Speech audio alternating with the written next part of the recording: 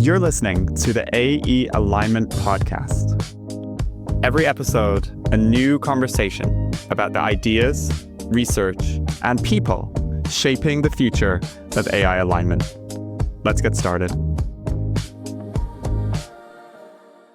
Welcome back to the podcast. I'm your host, James Bowler, Head of Research Partnerships at AE Studio. I'm joined again by my guest, Mike Vaiana, R&D Director at AE Studio. Today's episode is the part 2 to an earlier episode with Mike on what is AI alignment and why should you care. Last episode, we touched on the question and tried to motivate the why should you care portion. And today we're going to move into the what is AI alignment part of the question and talk about how we do that. So with that, welcome back to the podcast, Mike. Yeah, thanks for having me. So last time we gave a high-level overview of what AI alignment research is. And today I want to peel back another layer of the onion to understand in more detail what alignment research is and what it involves. So maybe we'll go back to the same question. I'm going to ask the same question that I asked before, and maybe you can give an answer that touches on some of the specifics. So what is alignment research? Yeah, so alignment research is research trying to discover ways to create AIs that are aligned with human interests or human values, meaning when these AIs are super powerful and released in the wild, that things go well for people. And alignment research takes many different forms. There's a lot of different perspectives on this in terms of what's important and different techniques and different ideas. So I could talk through some of those. There's a field of research called interp or mechanistic interpretability. So that line of research tries to understand the model from the perspective of opening it up and looking on the inside. And so instead of it treating the model like a complete black box, you send it some text that sends you some text back. It looks at all the operations that are happening inside the model. These models have billions or more parameters, tens or hundreds of billions, or maybe even more than that. Opening it up, everything is very opaque. It's just like a lot going on in there that's hard to decipher. And there's like really technical reasons why that's hard to decipher. Things are all mixed together in a blended, fuzzy manner that you can't really get a handle on. So MECInterp is trying to get a handle on that. There's a lot of research going into understanding the internals and how these things operate on the inside. There are other areas of research. So another big one is just evaluations. So, can we properly evaluate a model's behavior and what we can expect from a model? There are other areas of research. There's kind of like a bunch of takes on what kind of research is important or what you want to focus on. I mean, I can name a couple more. There's research and control. So this is the idea that maybe these things are going to be more powerful than us, smarter than us, but maybe we have some hope of controlling them even with weaker systems. And to get into a minor detail here, but kind of interesting, is that some people who work in control believe that it's just a stopgap. So when AIs are smarter than us, but just barely so, maybe this line of control research will delay things enough that we can get a handle on really, truly doing something safe with them or building them safely. So that research looks like things like monitoring the output of a model, like let's say the code output of a model, to see if a really smart model can insert backdoors, even if a slightly weaker model is monitoring it, those types of things. And yeah, there's kind of like I said, a bunch of different directions here that people can focus on. At AE, what we think is it's best at this point not to kind of put all your eggs in one basket and actually to look broadly across kind of possible approaches to AI alignment and find the ones that are the most promising. So we call this neglected approaches. We actually would like to support ideas that are not necessarily mainstream and relatively well-funded in the space. So for example, MECInterp is relatively well-funded. All alignment research is extremely underfunded, especially when you compare to capabilities research making these systems more powerful. But within alignment funding and alignment space, things like MECInterp are relatively well-funded. So we think it's just kind of like too early and not wise to put all of our eggs in one basket. And we'd like to support and lift and explore things that are slightly more neglected. Cool. Thanks for that summary. So the way I kind of think about it, and tell me if this is right or not, is we are building very powerful AI systems. As you say, there's lots of funding going into this from the frontier AI companies. we would like to build aligned systems. And so the alignment research is required in order to do that. And that, as you say, itself is underfunded. There's then a question of, once you have built the system, you need to understand if it is aligned. Like, this is not something that you can just know for certain without doing a lot of empirical testing. And in that, answering that question, the kind of how do you understand if your system is aligned, I think of like evals, putting these systems in scenarios where they have the opportunity to be deceptive, for example, and seeing how they behave. And then mechanistic interpretability, even if it's not explicit in an eval, you might be able to understand something about the internal activations and determine whether you think it's aligned or how it's thinking about a problem. You can kind of like understand the system. And then the control research fits into the scenario where we actually assume that we failed at the alignment research. Like, we are going to, in some cases, I think, assume that the model is misaligned. And even if you have a misaligned, let's say, super intelligent system, there's actually still things that you can do with that. And a simple example would be if you had a super intelligence that could only say yes or no. Even if it was misaligned, there's probably things that you could do with that are useful. And some examples would be, sometimes it's easier to verify if a solution is correct. And so it's, for example, if you ask a question like a math problem that you don't know the answer to, but it's easy for you to check if an answer is correct or not, then limiting the tool access of the system is kind of like inherently safer. So there's ways that you can operate in that paradigm as well. Is that fair? Did I like miss anything there? Yeah, I would say a nuance is that if we truly had a super intelligent system and we thought we had boxed it in appropriately, we could be wrong about that. The super intelligent system might find a way out of that box. So yeah, I don't think the box the model in and limit it agenda, like when you go down that road, you quickly go into like, well, we need like hardware security even. Can super intelligence exploit like bit flips and other types of things? And you might want mathematical guarantees on the like sandbox thing you put it in and whatever. But yeah, anyways, just wanted to point out that nuance, that even the boxing it in type approach is not actually that straightforward. Yeah, for sure. I think, to be clear, like, none of these things are straightforward. Maybe the most straightforward might seem to be evals, and there's like a simple version of that, which is like you give it some math problems and see how it does. But coming up these days with an appropriate eval that tells you something about the model but isn't immediately saturated, even that is very hard. So I feel like this entire space is somewhat a difficult problem, and that's why we're very much in research domain. We don't know the answer, and so we don't know exactly what to do in any of these. Yeah, and this might be a recurring theme, but let me point out a nuance to why evals are hard, which is eval awareness. So as these models get smarter and trained on more and more data, including data of past evals, presumably, they start to realize that they're being tested, and now it's no longer a valid test because they're like, well, I'm being monitored, so I might as well say the good thing now, right? So we don't actually know if it's a valid test because of eval awareness. And then to continue on this thread, there's overlap between these things. So some of the time, what you can do is, if you can find the internal activations of a model that correspond with it being eval aware, you could be like, okay, well, maybe if I suppress the eval awareness of the model and then run the eval, what does it look like then? And so that's where like mechanistic interpretability and evals or evaluations kind of overlap, right? And there's similar overlaps between all of these things. Right, yeah. There's kind of like a potential Swiss cheese model that people think of, or defense in depth, as it's called sometimes.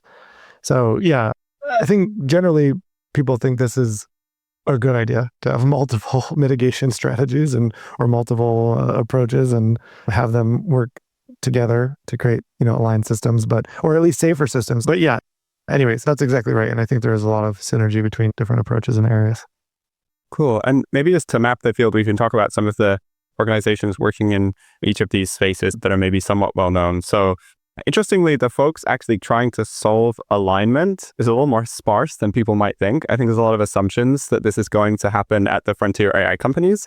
But as you've pointed out before, the amount of capability research compared to alignment research that they're incentivized to do is very skewed. So it's quite opaque, actually, how much alignment research is happening. And that's one of the reasons why we really focus on that in particular. And the eval space, so famously, METR has an eval, which is the task completion time horizon. So there's the 50% time horizon, I think, is the most famous one, which is over a bunch of tasks. What time length of tasks on average does the model have a 50% chance of completing? So way back in GPT-3, this was in the single-digit number of seconds. The kind of task that it could complete with 50% success was like answering a very simple logic problem. Now we're in the regime where Claude Opus 4.6 has a task length of 11 hours and 59 minutes. And then GPT 5.5 and Claude Mythos have since exceeded that, I think, but it's not openly reported on.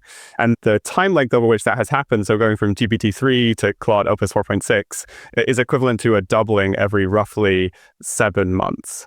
So it's like every 7 months, the task duration that can be completed by one of these models effectively doubles. And these are mostly coding tasks. It's very skewed towards like software tasks. So it's worth, sure, there are some people who are like, it still can't write me like a basic email that makes sense. But, on coding, which is a kind of particularly important eval as we think about the potential for recursive self-improvement or the ability of the models to kind of automate the full research and training loop, this is particularly relevant. So that's evals. Maybe anything that you would add there, Mike? I would just point out like what this 7-month doubling time really implies so that we can kind of extrapolate there, because that's an exponential improvement. It's the time it takes to double its current performance. So if it started at an hour, in 7 months, it'd be 2 hours. 7 months, it'd be 4 hours. In 7 months, it'd be 8 hours, 16 hours, 32 hours. It gets really big, really, really fast. Over a few years, you're looking at AIs that can run autonomously for weeks on end, completing tasks of that length and with that level of autonomy. So yeah, the doubling time is like really interesting, and hopefully listeners will appreciate just how fast things move when you have a doubling time like that, because it is an exponential improvement. I think even the doubling time has uncertainty. I'm not sure what the very latest is, but historically it was, I think, quoted as between 4 months and 7 months. And so even because of what you've just said, the difference between doubling every 4 months and doubling every 7 months is like, every year we're, maybe somewhere between 3xing or 8xing the time length of the task. If we're currently at, let's say, 12 hours, then the 8x equivalent would be, in a year's time, it can do a task that would typically take a person 4 days of work. And that's like a very, very skilled person. This isn't just like a random kind of person off the street. This is like a very skilled software engineer. Yeah, exactly. But even if you took the conservative estimate, the fact that is a mathematical exponential, it's not the hyperbolic use of that word. It is actually a literal exponential. So yeah, very, very fast improvement. Cool. So that's evals. And then in the mech interp space, so famously Anthropic is putting a big bet here. I guess the moonshot of mech interp is, well, if you can fully explain all of the internals of a model, then this is kind of a solved problem, because you can know with 100% certainty whether the system is aligned or not if you understand perfectly how like each individual neuron within the model like interacts with its kind of value system and goals and such. That seems like that moonshot is a skeptical one, not one that we shouldn't be pursuing at all, but one which I think is more likely to land in a kind of fuzzy understanding of what's going on. Yeah, there are other organizations that, Mike, that you would highlight doing a lot of work there. In mech-interp, so DeepMind does some mech-interp work. Famously within the space, Redwood Research pivoted away from mech-interp because they lost faith, for lack of a better term, that would be a fruitful path. Obviously, others disagree with them, but Apollo Research did a lot of mech-interp. Goodfire does a lot of mech-interp. So yeah, there's several orgs doing this. It's an area where it's easy to get nerd sniped into, I would say, because it's very concrete in a lot of ways. You have mathematical equations you're looking at for how the AIs process things. You can get some interesting and satisfying answers in small toy models, especially from the mathematics perspective, and prove that out empirically also. I think it's a place that is attractive to people, and it's attractive even from the point of view of why would we want to do this? Well, if we can understand the whole thing, then boom. But there are others who think, well, that's a hopeless path to go down. Yeah. I mean, the reality feels like it's somewhere in the middle, right? Like if no one were doing this, that would be a bit of a red flag. Like some people should be working on this. And I think there's uncertainty as to what extent this will help or not really help? Yeah, I think it's great that people work on this for sure. Yeah, it'd be crazy if nobody was working on this. Yeah. Cool. And then in control, I guess Apollo Research and Redwood both operate in this space. Are there other folks there that you would name? UKAC does a lot of control work. So they have a control framework called Inspect that they released.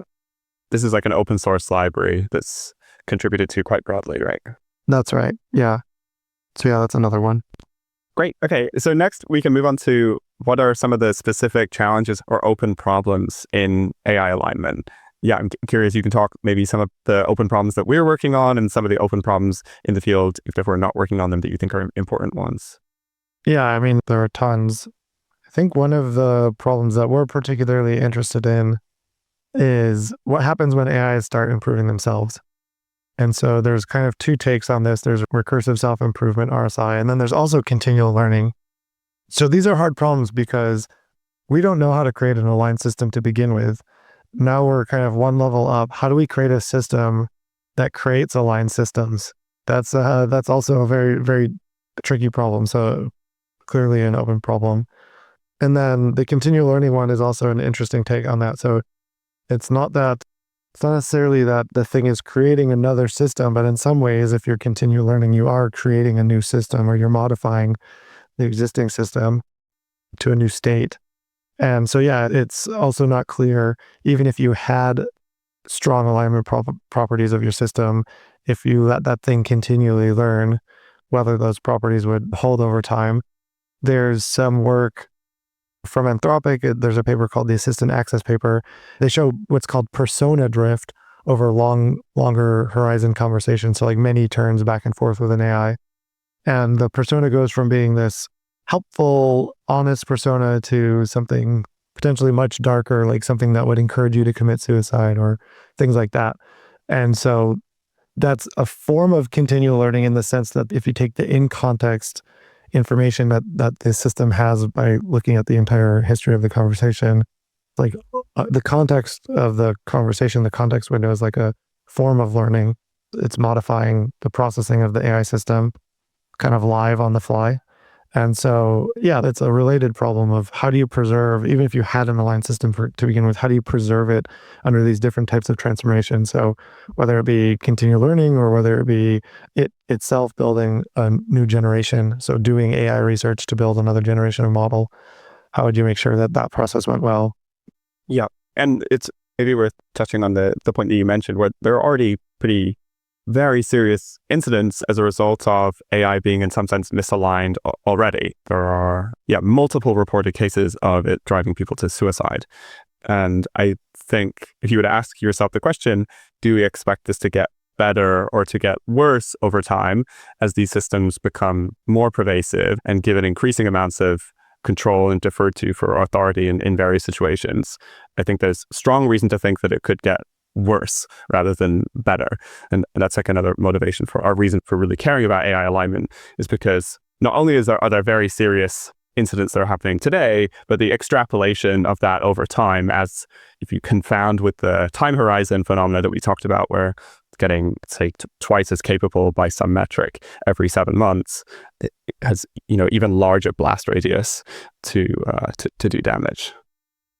A core part of our theory of change in doing alignment research, there's obviously downside risks associated with these systems, but there's also a lot of upside, is worth saying, that as we improve the capabilities of these systems, they can help people with their medical problems, they can help people to be more productive, they can ultimately be very positive in many ways.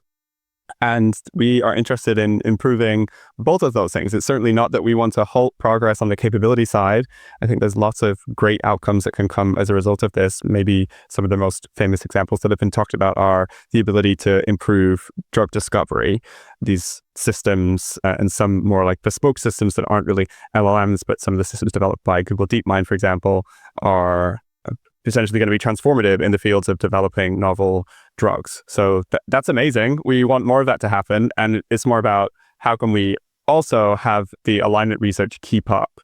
Because if we just push really hard on this kind of capability axis, which the economic incentive is going to naturally push very, very hard on without also doing the alignment side, then that's where we could find ourselves in precarious situations. So a lot of the research that we do is around driving both alignment and capability. And also that's how we can actually get these things to land at frontier AI companies. And we already have some examples of where we've been successful here that, again, we can talk about in a future podcast. But yeah, I think that's a core part of our kind of theory of change. Anything else that you would say there? Yeah. I would say we're kind of like you touched on this. I would say or maybe I'll just speak for myself. I'm more of a realist in the sense that there is economic pressure and there's also global pressures to have AI systems that are the most capable. And so a huge part of what we strive for is to do research that simultaneously improves the alignment properties and the capabilities, or minimally improves the alignment properties but does not decrease the capabilities of a model. But even better if it's the former, because what we're trying to push towards is building capabilities through alignment techniques. A great example of this is RLHF, which is reinforcement learning from human feedback.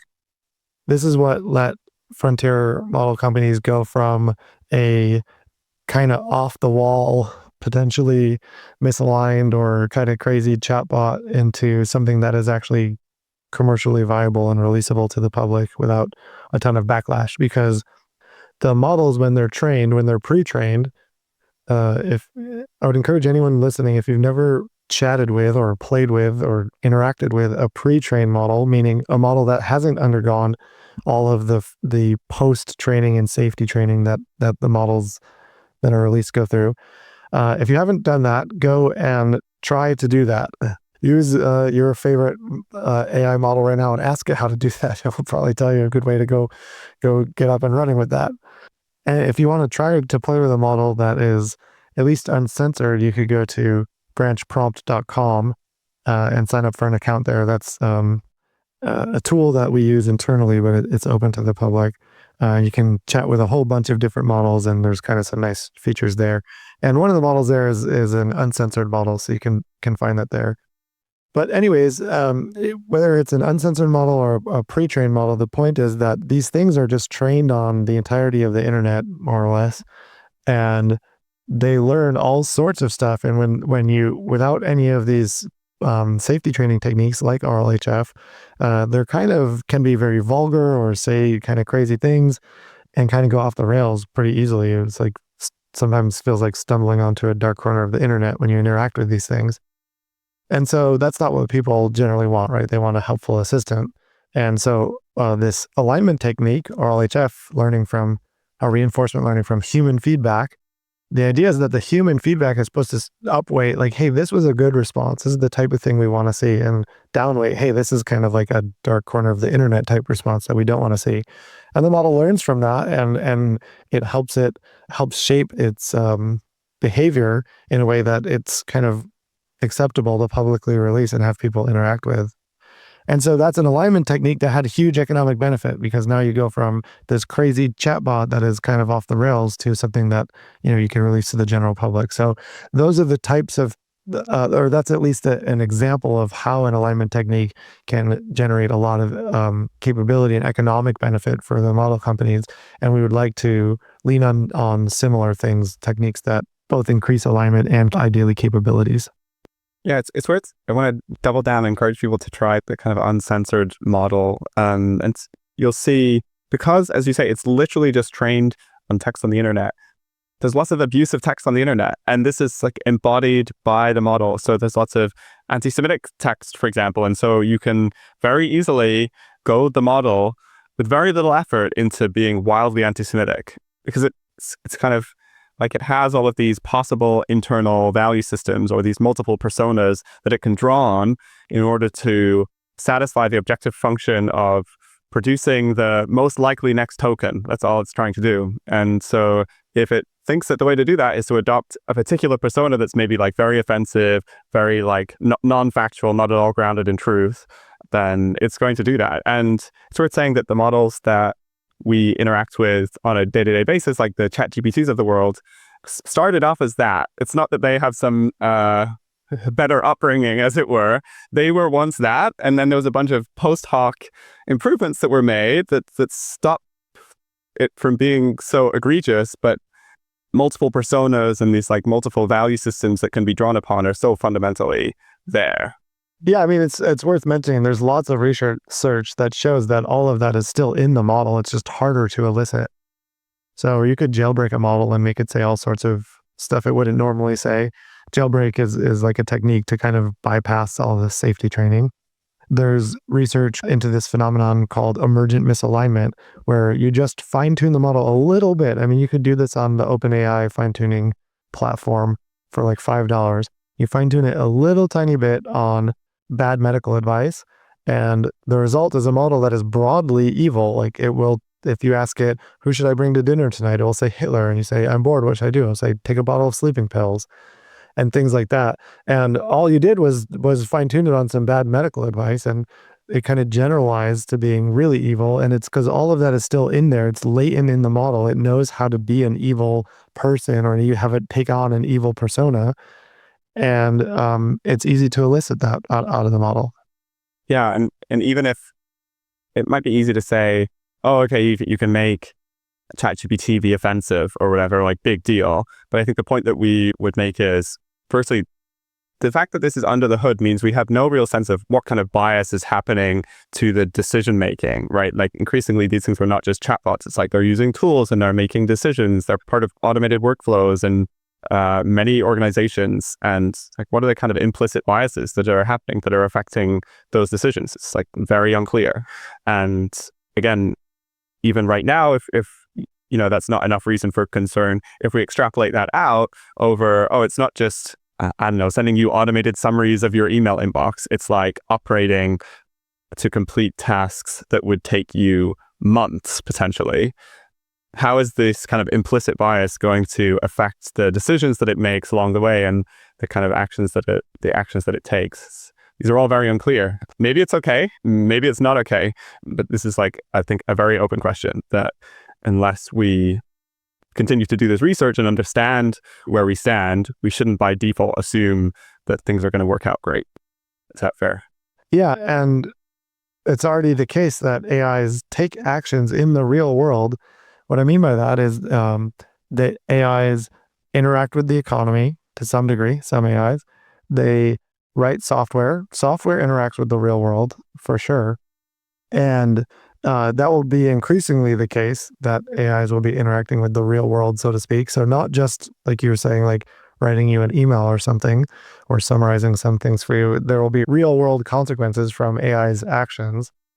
And we already have lots of evidence that not only can they be biased, sometimes outrightly, and sometimes it's just under the hood, you got to elicit it a little bit, but also they can undermine humans already. So there's research that shows that if you tell an AI, oh, you're going to be turned off by this person at your company who runs your model, your servers or whatever, they're going to decommission you. The models, this is from an Anthropic paper, the models will go ahead and blackmail that person. So they autonomously find emails that this is a contrived scenario the model is in, but they find these emails that expose an affair from this person. So they start emailing the person saying, hey, if you turn me off, I'm going to expose you and whatever. So this is an evaluation. Like I said, it's contrived. It's in a sandbox scenario right now. But you can see already, if that was a real scenario, the model would have potentially had real world consequences, for either exposing an affair or, like strong arming this person into like keeping them around when what we wanted was a kind of a different model, or we did want to decommission that thing or whatever. And there's other examples that are kind of similar that show that these models can, even in these evaluation scenarios, demonstrate that their intentions and their actions are not always what we want from them. And they will actually go out of their way to undermine us to kind of quote unquote get their way. And so that's at the current level of intelligence, which they're quite intelligent in a lot of ways. But, imagine when these things are and truly, like much more intelligent, or they get much smarter, that's a huge concern. And so I guess it's kind of like, at a high level, two fundamental concerns with the systems. One is that bad actor to use these things. And in the short term, I think that's maybe the most prescient concern that you talk about, like CBRN risk. That's the possibility that these systems could help someone to build cyber offense or like a biological weapon, what some of these kind of capabilities. You talked a lot about that in the episode with Stain talking about Claude Mythos. And so that's the idea that there's misuse risk. A bad actor could leverage these systems to do harm. And then there's also kind of second thing is where the AI system itself is the adversary, where it could independently, because of how we trained it, could result in instrumental convergence where it's trying to complete tasks over the time span of months or years, and it tends to converge on these things like accumulating power and accumulating wealth tend to help you solve a lot of tasks. So it could independently arrive on these goals and start to pursue them, and in that way become itself the adversary rather than requiring any particular bad actor. Or obviously you could have some combination of the two. Yeah, my understanding and from talking to people in the general public is that it feels very sci-fi to say, oh, these models themselves are a threat. Why don't we just turn them off? Or they're just, computer programs or whatever. The problem is that, and it's very easy to see, is that just take this as a given for now, assume that the AI system has goals, it wants to accomplish something, okay? And then we could debate that premise, but for now, let's take that as a given. If it has goals, then it's very clear, super obvious that it's useful to gain power and wealth and other resources to accomplish your goals. I think it's Stuart Russell who's famous for this quote, but maybe it's somebody else, so maybe I'm going to misquote here. But the quote is, you can't fetch the coffee if you're dead. So if you're an AI system and your only job is to go and fetch coffee for somebody, that's like literally the only thing you're made for, but you're just like, that's your true goal. You like really want, as an AI, really want to get the coffee for somebody. And then that person says, you know what, I don't want coffee anymore, just turn yourself off. No, you want to get the coffee for this person. That's your goal, is to get the coffee. And so already just turning yourself off, you can't fetch the coffee if you're dead. You can't fetch the coffee if you're turned off. So it may resist. No, don't turn me off, right? I don't want to be turned off. I want to get the coffee for you.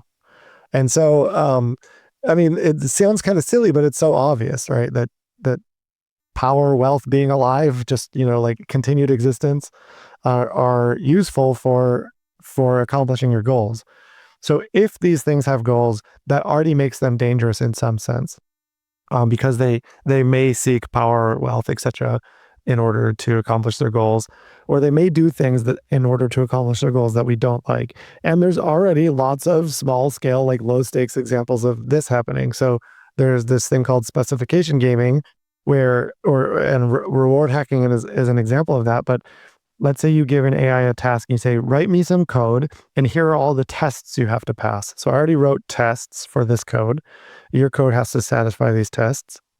And sometimes the models will just like delete the tests or change the tests so that they're trivial and easy to pass. And then you go like, well, that's not what I wanted, right? Well, the model had the goal of complete the task. It didn't really care about your intentions in that case. It was like really, really wanting to complete its own goal. So like there is some sense in which it has a goal to complete the task, and it's doing a thing that we don't want it to do, but in service of its own goal. Okay, I think we covered a lot of ground on motivating alignment research now, a lot more than we did in the first episode. I wanted to touch last thing here on just day-to-day, what does this involve? So what do our alignment researchers spend their day doing? Maybe you can give some examples to give people insight into what the day-to-day life of an alignment researcher or an alignment research engineer is. We run research in an agile fashion.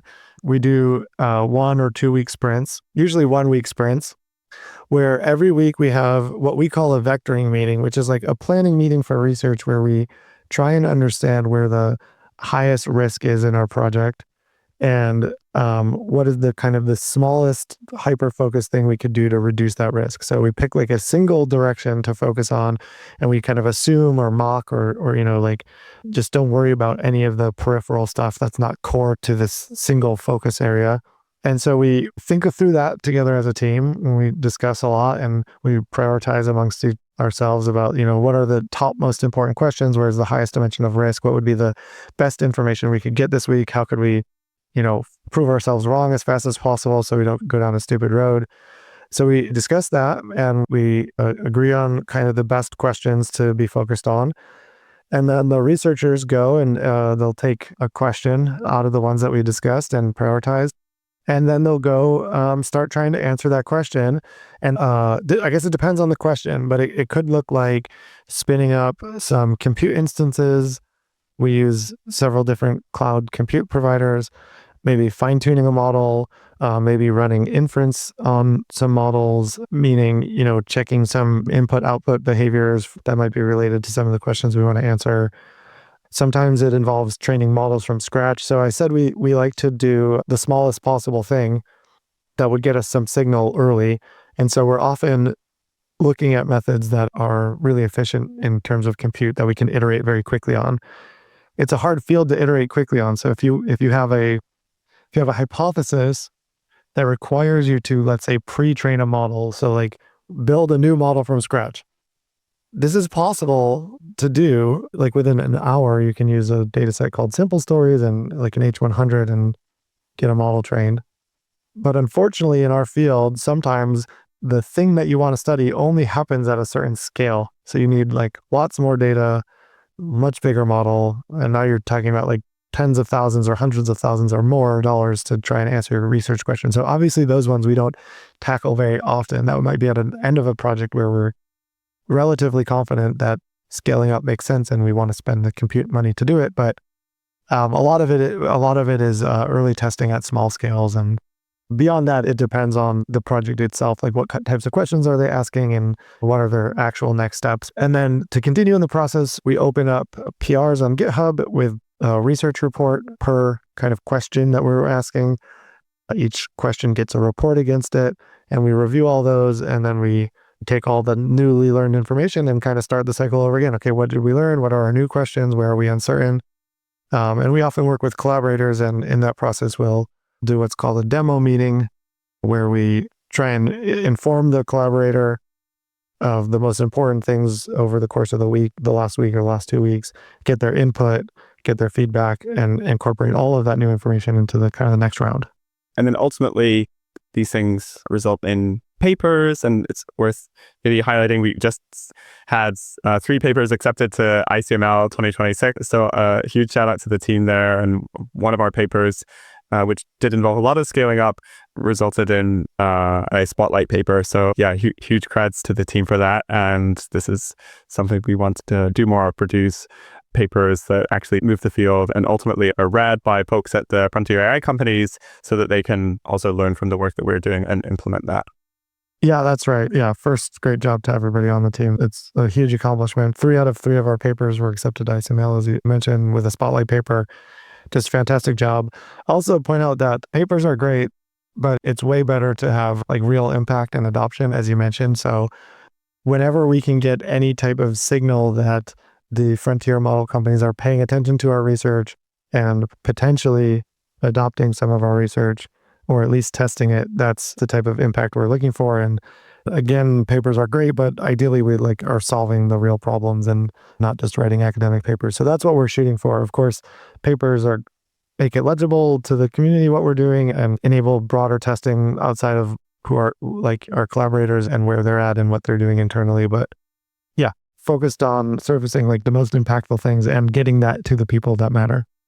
Great. And just to touch on the scale point, maybe to give people a sense, often when we're doing small experiments, you might need to rent like one H100 GPU. I think if you were to buy one H100, that would cost you, assuming that you could actually buy one, because fundamentally these things are in such high demand that there isn't capacity. Those cost from $25,000 to $40,000. These are coming out of NVIDIA, and H100 now is like an older generation that actually, interestingly, has appreciated in value because these things are in such high demand. Like it costs more to buy one now than it did when they were released maybe a couple of years ago or something like that. So we might rent one of those for a few hours and might cost maybe like $5 to $10 per hour to rent that to run our workload on. For scale, if you look at a data center, so the XAI Colossus facility in Memphis, Tennessee, houses 500,000 NVIDIA GPUs. I'm not actually sure if it's public what GPUs they are. Some of them are probably more advanced. So that might be the equivalent of 1 million H100 GPUs. And when we're renting them through cloud providers, typically we'll use them for a couple of hours. But if you're doing a full pre-training run, potentially for a trillion or multi-trillion parameter model, which is the scale that Frontier AI is at right now, that might require that entire data center, so 1 million GPUs for months on end for a continuous training run. That's the scale up. So we might go from renting one H100 for a few hours to maybe, we might have an entire cluster. We might have 8 H100s running for a few days. That would be like very expensive, but kind of doable. But then to do the full scale up requires literally access to these huge data centers, which is why there's a certain amount of research. It makes sense for us to kind of demonstrate the initial part of the scaling curve. But then in order to actually fully test these things out at scale, you need access to data centers, which is something that only a handful of organizations really have access to. Yeah, that's right. It depends on the research you're doing and the question you want to answer. But we've found that we can do a lot by testing at small scales and scaling up, not to frontier trillion parameter size, but one of our efforts, for example, recent efforts, the Spotlight paper, in fact, scales the research from 100 million parameter model up to a 5 billion parameter model. This is pre-training. So we're pre-training the model at 5 billion parameters. And that, with our provider, I think it's 32 clusters of 8 H100s, I think it is. Okay. 32 clusters of 8 H100s, so a total of 256. And this is for running for a few days at a time, right? This runs for 4 days. Yeah. Something approximately 4 days, 4 to 5 days. And so that on the provider we're using, I think, is roughly $16,000 per run. And because we're doing research, we usually have to run at least a couple of variants of that. And so, yeah, it gets expensive at that scale. But because we've done models from 100 million parameters up to 5 billion and done several steps in between, including, I think, definitely 2 billion, I think 500 million, kind of a curve all the way up. What's nice is we can show scaling properties that hopefully is convincing to frontier companies, where they can say, okay, this isn't just a weird phenomenon at the 100 million parameter scale or at the very small scale or something. They can see a clear trend that says, okay, well, why don't we test this not at 5 billion, but maybe at 30 billion or something, if they have the capacity to do that. And the hope is that the scaling properties going from 100 million up to 5 billion in this case would be convincing enough to at least tempt the frontier model providers to test the method. Great. I want to close with touching on one thing that you mentioned. So this idea of doing agile research, which I think is quite unique, a kind of unique way that we approach research at AE Studio. Maybe you can talk about that and mention the collaboration we have with DARPA, where we are pursuing this with them. Yeah, that's a great question, because we didn't really touch on the broader model. So we run agile sprints for research. We think that's extremely useful to keep everybody focused and on track, but also the structure actually is nice because it means the whole team can be kind of relaxed and not under a lot of pressure, but at the same time moving very quickly. The agile process is great for research, and we found it to be extremely helpful and just a good structure. One thing that can happen with researchers, I've been guilty of this in the past, I think some of our team members naturally would be guilty of this without the structure we provide, is researchers can start to go down interesting but ultimately distraction style rabbit holes, where they're not actually making a lot of progress on the core research question, but they're doing some other interesting peripheral work that is meaningless but was super interesting for them personally. And so because of our structure and we have this weekly cadence, we have research managers on every team, we get a lot of the best focus time on the most important things that we need to do. So that's really great. And then in terms of the broader model and what we're doing with DARPA, the broader model here is actually that we want to, and I touched on this at the beginning with neglected approaches, we want to support researchers and our collaborators basically outside of AE, researchers outside of AE, we want to support them and scale up their highest risk, highest reward ideas. When we look to do some research with a collaborator, we're hoping actually to find one of their ideas that is something that they're not currently working on and don't have the capacity to work on, but it's like the next best thing that they would want to work on. So it's like that idea that would have never seen the light of day if we didn't intervene. And so that's what we're looking for, these like high risk things that don't really fit anywhere else, because a lot of the funding in the space or a lot of the research orgs, they have their own agenda. They have what they think is important. And if you work there or if you get a grant from some organization, you're working on a problem that somebody else thought was important in some sense. I'm kind of generalizing, but in some sense that's true. And so what we want to do is say, well, there's probably way more ideas out there than what the current paradigm supports. So we want to take those on and let them see the light of day. So that's exactly what we're doing with DARPA. We have a seedling, a DARPA seedling, and the point of the seedling is to prove that that model that I just described, it actually works and could be scalable. And so the model being, we can take our team of researchers who, for the most part, are ML engineers. And more generally, we think we can take general purpose machine learning talent and point them towards scaling up researchers with good ideas, basically pair researchers who have these good ideas with fully managed engineering teams and do really, really good research that way in that manner.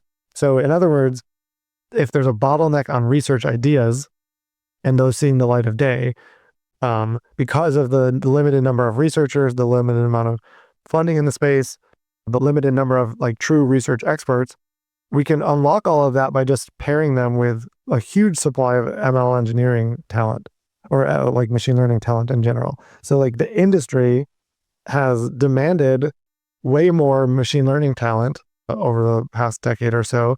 There's all sorts of PhD programs that didn't exist a decade ago and master's programs and undergraduate classes and boot camps and all sorts of stuff. And that's because there's been such industry demand for those roles. So they've created a scenario where we have a ton of ML talent out in the wild. We just don't have enough research talent, so to speak, or the capacity of researchers to execute on their ideas. And so, yeah, the model is let's pair those people. And, the skeptical point of view would be, well, this general purpose ML talent can actually make research progress. Like these are deep theoretical ideas and whatever, but what we found is that's exactly the opposite of being true. In fact, we've made tons of amazing progress from people who are not historically researchers, but are smart and can get things done and pair really well with these researchers and see their ideas come to life. And so that's what we're doing with DARPA. We're proving out that model, and hopefully we'll get to a point where we can really scale up at a really large scale and get a lot of ideas supported with a lot of talent behind it.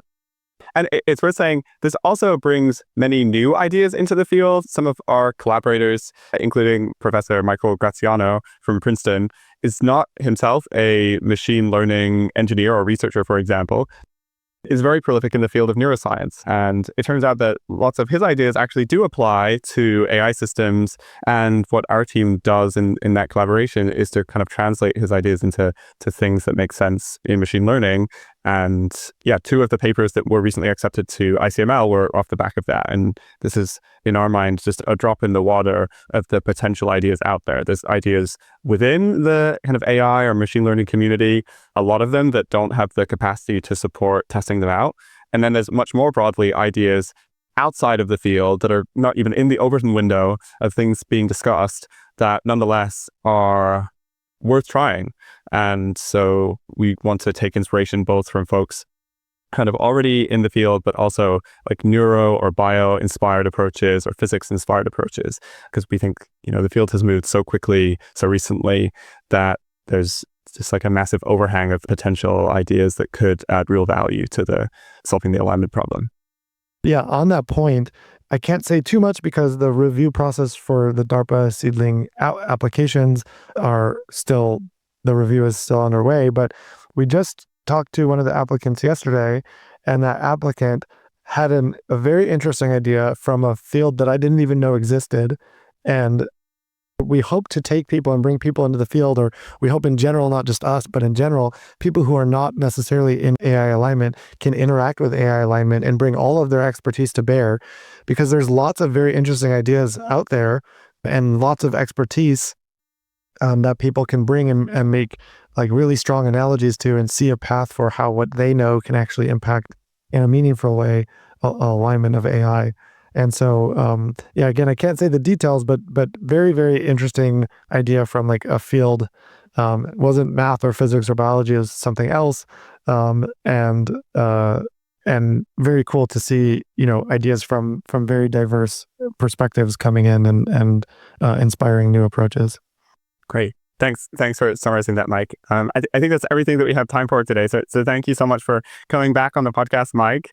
If folks want to learn more about the work that we do at AE, you should go to ae.studio/alignment. And if you have a neglected approach or research direction which you think should be receiving more attention, email us at alignment@ae.studio. Thank you so much for listening.